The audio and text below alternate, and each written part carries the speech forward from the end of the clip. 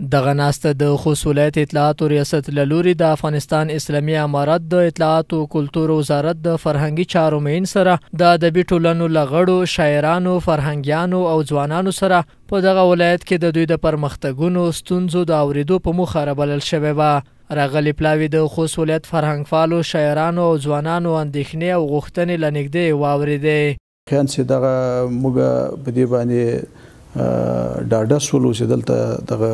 برخه ته خلک تیږي دي، لیواله دي او اهمیت ورکي.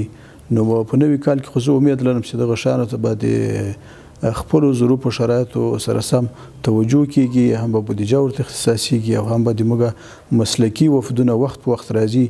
تر څو هغه سیمې چې لا ثبت نه دي، لا سروې نه دي، هغه هم ثبت کړي او سروې کړي. او دلته چې کوم ملګري دي هغو ته لازمه روزنه د ابداتو، د موزیمو او نور په هنري برخو کې ورکول شي.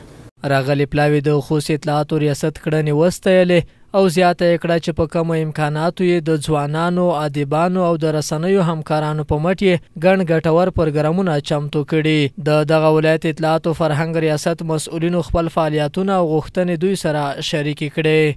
ان شاء الله تعالی د دې ولایت نه بو د موږ فرهنګي موین ښې خاطرې یوسي او ښه تصویر به پیش کړي په مرکز کې. د تاریخي سیمو د ترمیم